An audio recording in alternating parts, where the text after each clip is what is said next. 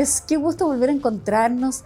Ya estamos iniciando un nuevo capítulo de Soy Representante, como siempre aquí en el canal de la Cámara de Diputadas y Diputados, por radiocámara.cl y en todas nuestras plataformas. Hoy nuestra invitada representa al 6º distrito de nuestra región, de la región de Valparaíso. Ella es miembro del Partido por la Democracia. Nos acompaña la diputada Carolina Marzán. Hola diputada, ¿cómo está? Bienvenida. Mucho gusto, un gusto de estar acá conversando y también hablar de la vida más íntima quizás, o esos aspectos que las personas menos conocen, en este ambiente que es tan hostil tantas veces, ¿no? Que es lo legislativo y el Congreso tan distante además de la ciudadanía en sensación. Claro que sí. Diputada, usted nació en Viña del Mar, Sí. ¿cierto? Usted nació en Viña y sus primeros años los vivió justamente en la ciudad Jardín. Sí, nací en Viña del Mar, y estuve viviendo en Viña hasta los 13 años aproximadamente. ¿Ya? Estudié en 2 establecimientos educacionales de Viña del Mar. Y después mi padre y mi madre, por distintas situaciones de la vida, vendieron esa casa y se compraron una casa en Quilpué. Estamos hablando de los años, yo siempre digo como en mi vida en blanco y negro, estamos en la 73, 75 más o menos, como el año 75, 76. ¿Ya? ¿Y por qué digo mi vida en blanco y negro? Porque en ese tiempo, por lo menos nosotros no teníamos o no llegaba la televisión en colores. En colores, claro. Entonces yo por eso siempre divido Ah, y digo qué en mi vida en bien. blanco y negro. Ya, perfecto. Y nos fuimos a vivir a Quilpué, A la Ciudad del Sol. a la Ciudad del Sol. Yo estudiaba en un colegio mixto en Viña y llegué allá a Quilpué, a un colegio católico de puras mujeres. A las viniendo religiosas de un- pasionistas, tengo entendido. Sí, y viniendo de un colegio laico mixto, Viña, y en ese tiempo la distancia, si bien es la misma que existe hoy día, Sí, pero Pero- se hacía más larga. es que era muy larga porque el sistema de transporte, yo tenía una movilización, porque terminé de estudiar en Viña y viví, cuando nos cambiamos a Quilpué, estaba ¿Ya? estudiando todavía en Viña, terminando, y el transporte pasaba cada 45 minutos. Wow, había La que esperar micro, mucho. Había que esperar mucho, pasaba por supuesto llena, Ujú. y eran tramos que se hacían eternos, pero es lo que uno vivía. Claro. Pero además uno viajaba, las personas de esa época, o que lo vivieron, o que vivieron esa infancia también, en esos años, reconocemos muy cuando hablamos de la rompehueso. La micro sí, rompehueso. ¿cuál era la rompehueso? Imagínate si se llamaba rompehueso la Era, micro, tiene que haber ¿cómo sido el era? terror. ¿Cómo era? O sea, era un transporte bien... Lo que pasa es que era lo que existía en la época, Sí. pero si tú lo miras hacia atrás, tú dices un transporte bien precario, que la verdad uno llegaba molida y además apretujada. Y llegaba. Pero llegábamos. Increíble, Exacto. Sí, increíble exacto. cómo han cambiado las Sí. cosas. Diputada, bueno, y usted egresa de las religiosas pasionistas de Quilpué, que es un colegio con tanta tradición, que tiene tantas generaciones, ¿no? Hoy día es egresadas. mixto. Hoy es mixto, Sí. claro, hoy es mixto, además esa es una diferencia también. Sí. ¿Qué recuerdos tiene usted de su paso por ese colegio? Fíjate que yo tengo muy lindos recuerdos de cuando estudié en Viña del Mar, a pesar de que era chica. Yo creo que por esa mixtura, además de estar con compañeros, Claro. que es como se vive la sociedad. La sociedad no es hombres en un lado, Obvio. mujeres en otro. Es el mundo. Sí, Pero antes se exacto. usaba mucho esto de colegios de puras niñitas, Era de puros tremendo. O niñitos. sea, el primer Sí. colegio que yo estudié cuando era muy chiquitita, el primero, Ajá. teníamos los patios incluso separados. Wow. Patio para niñitas, patio para niñitos, y era tremendo, y tú no podías pasar hacia el otro lado, era como tabú, o sea, asomarse al otro patio era un misterio. Claro, claro. Y Y además te seguramente había castigaban. mucha, claro, Y además te y castigaban. seguramente había mucha intriga de ver qué pasaba Sí, en el pues. otro patio. No, y además si hablamos también de los castigos de la época, Uy, eran sí. el cuarto oscuro, Uy, el cuarto oscuro, claro. el gorrito, el golpear De vuelta con a la boca, pared. de vuelta a la pared, no debo hablar Sí. en clase, y mirando. Y además porque mi primer establecimiento vocacional en Viña era de 3 cursos. Ah, Era unidocente, o no sé cómo se llamará, pero era Claro. una profesora que le enseñaba a 3 cursos al mismo tiempo. ¿Y cómo se podía hacer? No sé, fíjate, pero y eran aprendí. cursos bien grandes. Éramos, también. me acuerdo, chiquititos, muy chiquititos, porque a mí me ponían ladrillos para leer. Era muy chiquitita, yo entré a los 3 años. Qué bonito al recuerdo, colegio. Diputada. No existía en ese tiempo el jardín infantil, eso No, era muy extraño, claro. ni tampoco el pre-kinder, o sea, uno entraba como a kinder al tiro. Claro. Y me acuerdo que me ponían ladrillos y yo a los 3 años ya leía. Más chiquitita. Sabía leer, sí. Pero también era mixto, pero también con esa separación de cursos, que era tan extraña. Pero también yo recuerdo que era de distintas edades, el primero básico.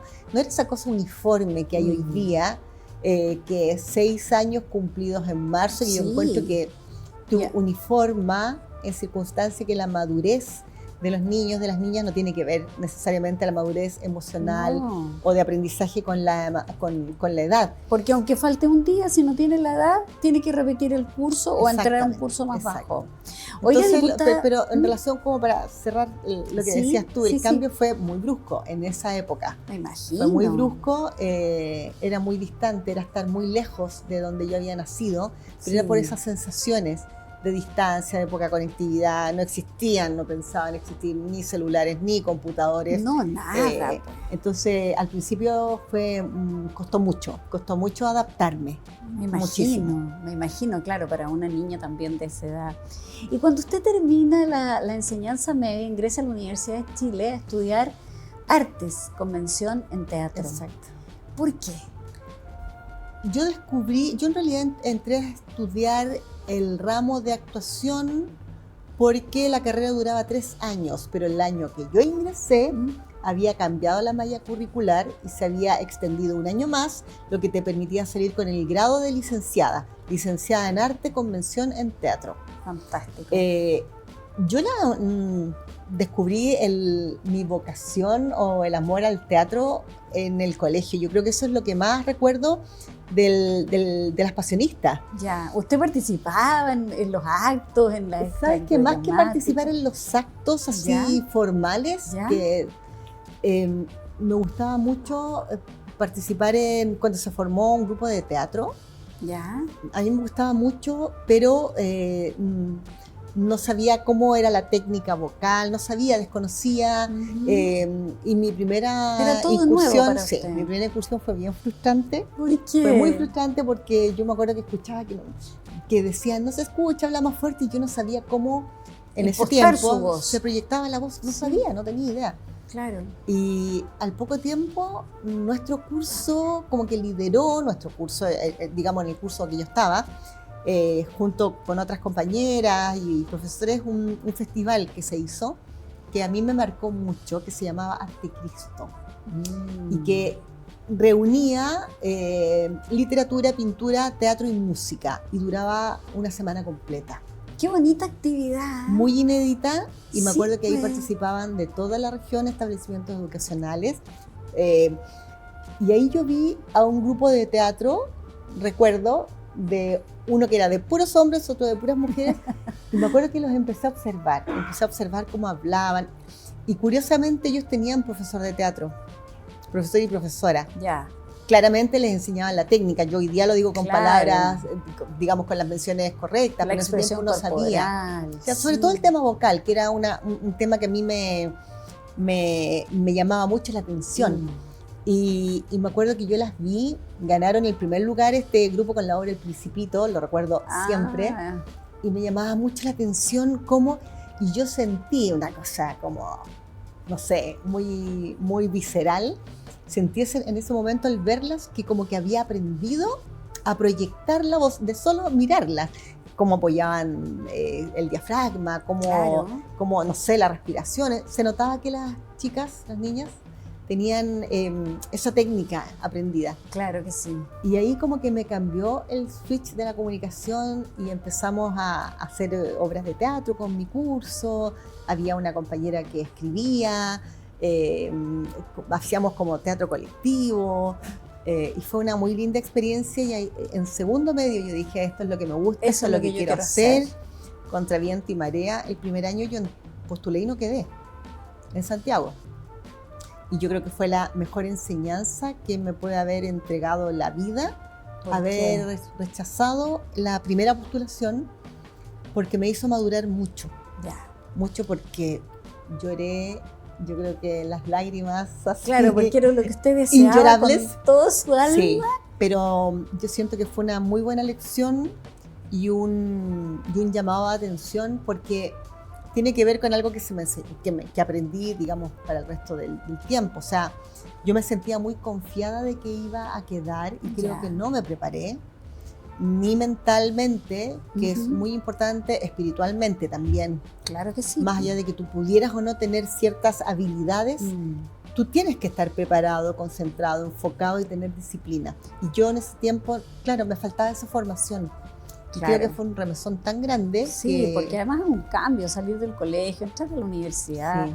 es un cambio, ¿no? Y Sí. muchas veces uno es tan chica todavía. ¿Ah? Sí, pero yo creo que yo tenía clara mi vocación, que no cambió de un año para otro, al Claro. contrario.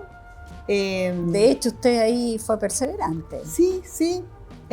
Y me preparé mucho para el año siguiente y me enfoqué mucho.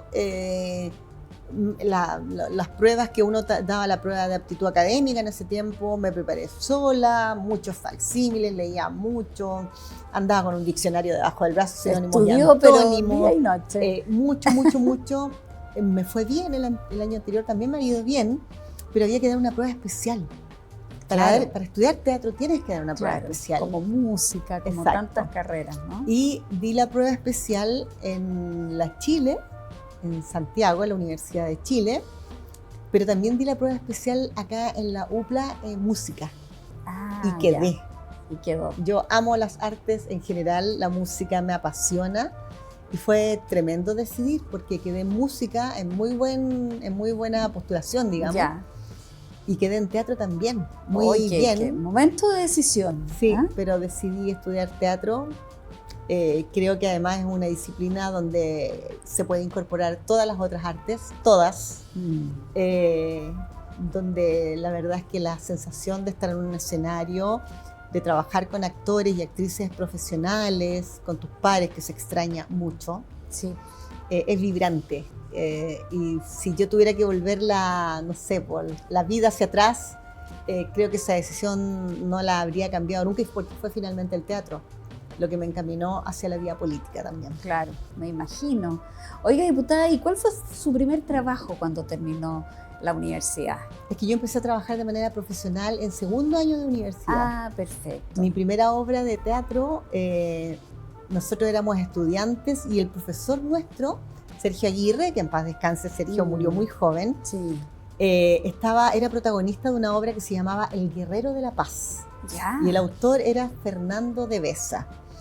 Y me acuerdo que el director era Fernando González, que era pareja de Sergio Aguirre, de nuestro profesor. Ya. Y necesitaba una obra muy grande, con un elenco tremendo. Me acuerdo que un jovencito de la Católica se llamaba Bastián Bodenhofer en ese tiempo, imagínate, un jovencito. Así Lolito. Hoy día uno lo ve de repente como está, ve al hijo, y pensar que uno lo conoció tan jovencito. Claro, o sea, claro. Bueno, todos éramos muy jóvenes. Esa generación. Estudiantes también, sí. Tantos actores, ¿no? Y actrices, pero... Mario Lorca, que también Buenísimo. le hicimos un homenaje a Mario acá, que me siento muy orgullosa. Y tantas personas, Humberto Bochel, que después lo tuvo que reemplazar a Sergio. O sea, todas esas figuras del teatro, esos viejos del teatro, en el buen sentido de la palabra, en el valor de la palabra, con los que yo aprendí tanto. Esa fue mi primera obra de teatro, la primera boleta que yo emití profesional. ¡Qué emoción! Todavía me acuerdo lo que yo me compré con mi primer ¿Qué se compró? Me compré un vestido bien hippie calipso. ¡Ay, qué simpático! Que después, diputada, cuando yo quedé embarazada de la Carolita, me acuerdo que me lo ponía y me sentía tan orgullosa, porque era lo primero que yo me podía comprar de mi trabajo. Estaba en segundo año de universidad. Y me siento muy orgullosa de eso, y la verdad es que cuando tú te metes en el mundo laboral ya después es muy difícil dejarlo. Una, porque amas lo que haces. Claro. Y la otra es porque, bueno, porque también hay que vivir, sobrevivir, pagar cuentas y Sí, mantenerte. Pues, claro. Pero Qué son bien, muy lindos qué recuerdos. bonita historia, porque después, bueno, viene todo el tiempo de los Venegas, cuando nosotros conocimos a esta familia preciosa, ¿no es cierto? Durante tantos años, fue una serie súper larga, 22 años. 22 años, yo creo que la más larga, ¿eh? Debe Sí, ser la más estaba larga para de la récord serie. Guinness. De hecho, tengo entendido que la iban a postular porque es la única serie a nivel mundial que ha durado 22 años de manera ininterrumpida. Ininterrumpida, o sea, Y todos los días, de ¿quién lunes a en viernes. Chile no la veía, ¿no? Donde la vimos a usted como preadolescente y crecía y se casa y tiene una O sea, el guagua. personaje. El personaje, Sí, para pues. que quede claro, porque yo ya era mamá cuando El vestía person- uniforme. Mire, y Era mamá de sí. nuestra flamante ministra de las Sí. culturas, ¿no es cierto? De Sí. las artes, O sea, yo en del ese tiempo patrimonio.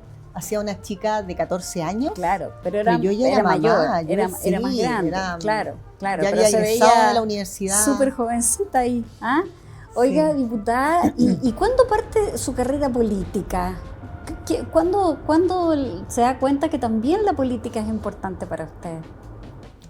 Yo creo que, mira, cuando uno habla de política es como hablar de... Es como fragmentar y unir en un todo, por decirlo de alguna Ujú. manera, porque cuando yo hago como un raconto hacia atrás mi vida, ¿Ya? y la otra vez me acordé mucho con Sergio Lagos, con el homenaje que hicimos del periodista, Sergio Campos. Sergio Campos. Y yo le pedí a la bancada poder hablar y no escribí nada, porque tenía tan frescos los recuerdos de él, del año 86, cuando justamente nació mi hija. Y ahí es cuando tú empiezas a decir, hoy la verdad es que uno siempre estuvo viviendo un ámbito de movilidad social, política, por decirlo, o por ponerle algún nombre. Y yo justamente hablaba y decía, pensar que en ese tiempo uno, Fortín Mapocho, Apsis, Análisis, Cauce, eran las revistas, y en ese tiempo la cooperativa, el diario de cooperativa en la voz de él, de Sergio Campos. Uh-huh. Y de repente tú empiezas a revisar tu historia y uno dice, claro, pues no es que uno empiece en algo, uno vive De acuerdo, algo, ya, vives. Perfecto. Sí. Porque cuando también yo hago recuerdos del nacimiento de mi hija, yo cuento cosas que me miran como con asombro hoy, la juventud de hoy, las personas hoy. Yo digo, pero para nosotros era normal. Vivir Claro. en dictadura era desgraciadamente lo que teníamos ya naturalizado, porque pensar en democracia ni siquiera era pensable. Era un sueño, pero ni siquiera era muy difícil pensar que algún día tú ibas a poder votar nuevamente, en fin. Entonces ahí tú te das cuenta que en realidad toda tu vida se movió dentro del plano de ayudar a las personas, del bien social, de la temática que tú levantas en las obras de teatro. El teatro, el teatro es muy social, también es muy democrático, en el sentido de que tú le muestras una foto al espectador, una foto con movimiento, que tiene un inicio, un desarrollo, un final, y las personas se van identificando con distintas situaciones o no, les molesta, hay gente que se para y se va indignada, y eso es movilidad emocional. Sí. Y eso lo produce el teatro. Sí. O sea, lo triste sería que alguien dijera, uy, no fuera me indiferente. pasó nada, no. Claro. O quizás me durmió, Sí. perdón. Despierta me dormí. muchas emociones el teatro, ¿ah? Sí, Sí. porque te ves reflejado en él, y también porque cuando uno habla de comedias, yo creo que hay un entendimiento erróneo de repente con respecto a la comedia, en el sentido de que una comedia no es que tú te vayas a reír a carcajadas y tu mandíbula, no sé, se desbloquee de tanto reírte. Decía, no sé, Eugenio Guzmán, un gran director teatral, también fallecido, él decía que la comedia en general era como una explosión de un espumante, una explosión, burbujitas, y que la gente sonreía. Él decía siempre, en la comedia la gente sonríe. Y ese es el efecto. No es porque es la identificación que tú sientes con el personaje y la complicidad que tú haces con ciertas situaciones donde te ves reflejado, pero no quieres develar que eres tú el que te estás viendo ahí en el escenario con esa situación. Entonces, hay algo muy bonito porque te hace navegar por distintas emociones, y yo creo que eso es lo mágico que tiene el teatro. Claro. Lo mágico, y cómo tú lo vas desarrollando y cómo llegas finalmente al estreno o la cúspide o la culmina de un proceso que ha sido una montaña rusa también. Sí, claro. Diputada, ¿y cuáles son sus proyectos para un corto o mediano plazo?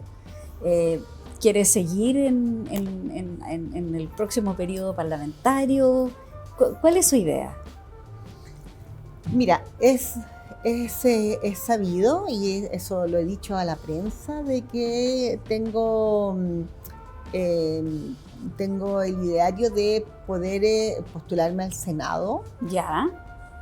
Cuento con el apoyo del partido, creo que hemos hecho un trabajo muy disciplinado, de mucha responsabilidad, y lo digo muy orgullosa y con la frente en alto. Hemos sido muy responsables, rigurosos, disciplinados, y sobre todo hemos actuado con mucha transparencia con el trabajo, y eso se ha visto de manera transversal.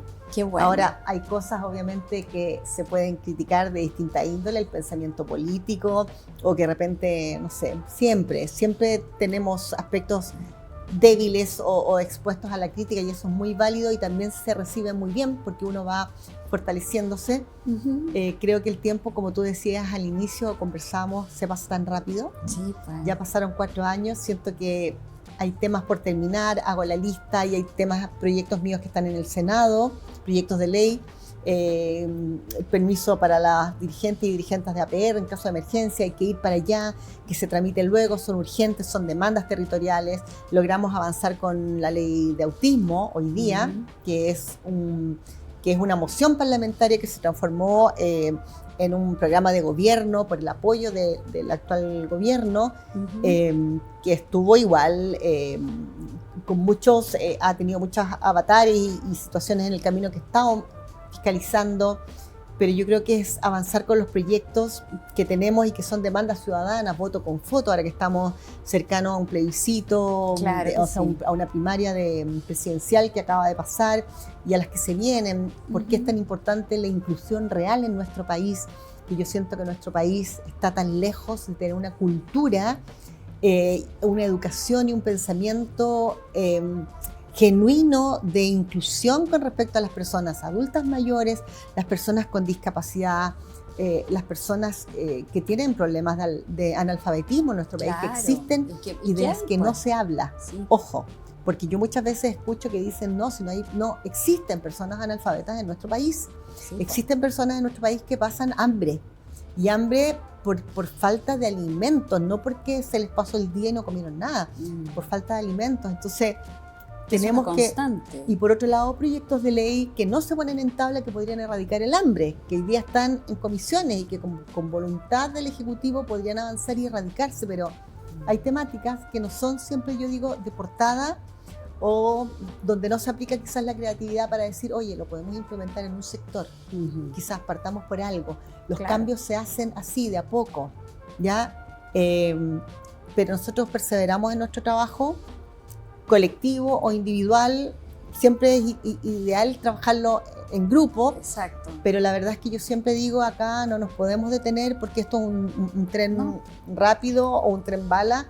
La gente, las demandas no pueden hacer que tú te sientes en una mesa, son de hoy día, quiere cambios, quiere respuestas, respuestas ya no fotos, no oficios que nunca se sabe la población a dónde llegan esos oficios, si realmente se mandan, en fin. Yo creo que la gente necesita respuestas y sentir además que tú eres un canal fluido y efectivo de conexión con la autoridad que te puede dar a ti además la respuesta más efectiva, sobre todo cuando implica recursos, la gestión que tú estás haciendo. Exactamente, hay mucho que hacer. Diputada Carolina Marzán, 1.000.000 de gracias por haber venido, por su tiempo, por esta conversación, y le deseamos que le vaya estupendamente bien en todos sus proyectos. Muchas gracias por esta conversación, y espero que todo lo que suceda en adelante sea en base a los cambios y las demandas que la ciudadanía, las familias necesitan. Ok. La diputada Carolina Marzán ha sido nuestra invitada de hoy aquí en Soy Representante. A ustedes, muchísimas gracias por la sintonía. Los esperamos en un próximo capítulo, siempre aquí en el canal de la Cámara de Diputadas y Diputados, en radiocámara.cl y en todas nuestras plataformas. Que estén muy bien. Hasta entonces.